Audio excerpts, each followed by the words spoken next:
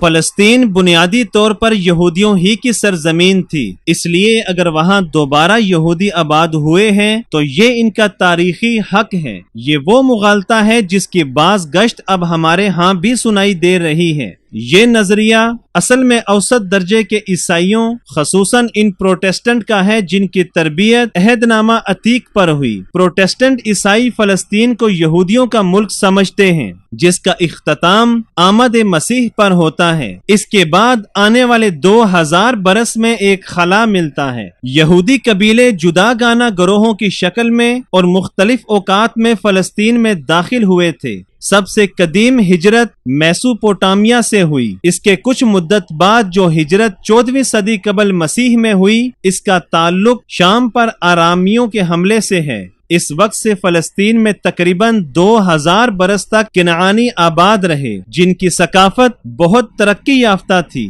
اور اسی آبادی کی بنا پر اس علاقے کا نام کنعان رکھا گیا تھا۔ ان کے مقابلے میں یہودی حملہ آور غیر ترقی یافتہ تھے۔ ان کے مہذب مخالفین انہیں ہیبرو کہتے تھے، جو ایک قدیم بابلی اصطلاح ہے جس کے معنی خانہ بدوش، لٹیرا اور زر آشنا کے ہیں۔ یہودیوں نے آہستہ آہستہ پہاڑیاں اور کھلا علاقہ فتح کر لیا۔ میدانی علاقے جن میں قلعہ بند شہر تھے قدیم باشندوں یعنی کنعانیوں کے ہاتھوں میں رہ گئے، تاہم کسی نقطہ پر یہودی سمندر یا زرخیز ساحلی میدان تک نہ پہنچ پائے۔ یبوسی لوگ 6000 سال قبل وہاں جا کر آباد ہوئے تھے اور انہوں نے القدس میں سکونت اختیار کر لی تھی۔ اس زمانے میں القدس کا نام یبوس تھا۔ اس کے بعد کنعانی قبیلہ کے لوگ اس جگہ میں آئے اور فلسطین کے شمالی جانب میں سکونت اختیار کی، جس کی وجہ سے فلسطین کو کنعان کہا جانے لگا۔ کنعانی ان پہاڑیوں میں اپنی راہ بنانے لگے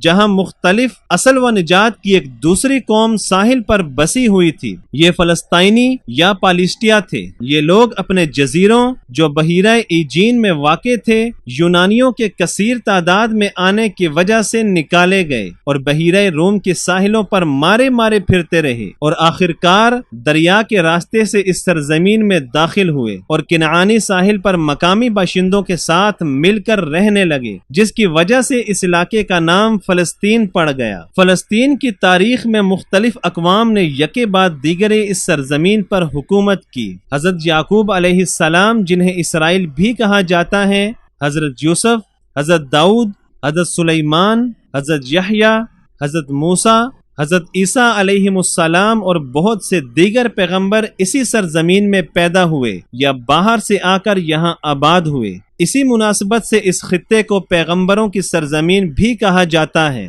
یہودی سلطنت 1000 قبل مسیح کے قریب قائم ہوئی۔ یروشلم کو حضرت داؤد علیہ السلام نے یبوسیوں سے فتح کیا تھا۔ سلیمان علیہ السلام کی حکومت ختم ہونے پر یہ شہر متحد اسرائیلیوں کا پایہ تخت نہ رہا۔ ان کے انتقال کے بعد یہ سلطنت 2 حصوں میں تقسیم ہو گئی۔ کچھ یہودیوں کا فلسطین سے نکل جانا پہلے مسیحی تاریخی عہد کے دوران میں بڑی شامی ہجرت کا جز تھا، جبکہ شامی بڑی تعداد میں اٹلی، فرانس، اسپین کے متعدد شہروں میں آباد ہو گئے تھے۔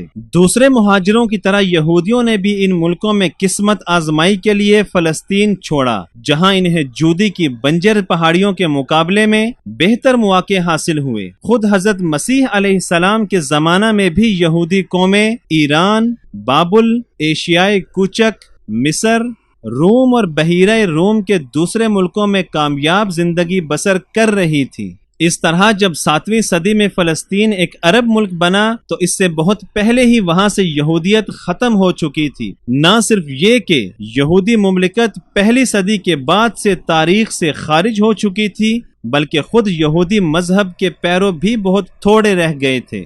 مقامی باشندوں کی بڑی تعداد عیسائیوں کی تھی، جن میں وہ عیسائی بھی تھے جو پہلے یہودی رہ چکے تھے۔ عربوں نے فلسطین کی مقامی آبادی کے ساتھ ہی شادی بیاہ کیے، جس کی وجہ سے فلسطین نہ صرف فتح کے ذریعے بلکہ گھل مل جانے کی وجہ سے بھی عرب ملک بن گیا۔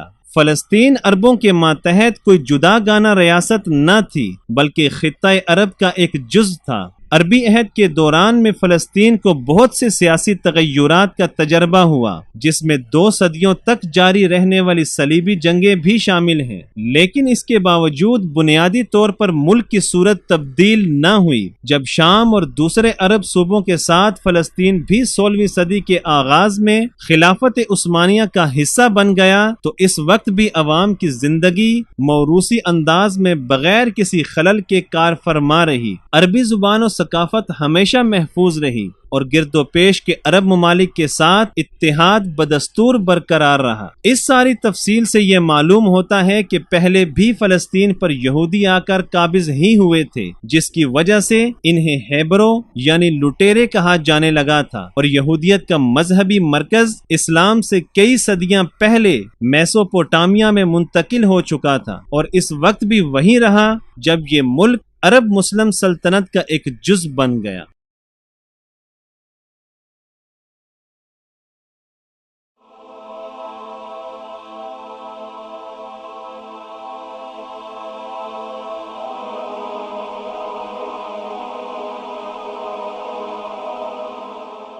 ایمان کی کرن، ہدایت کی شمع، رسالہ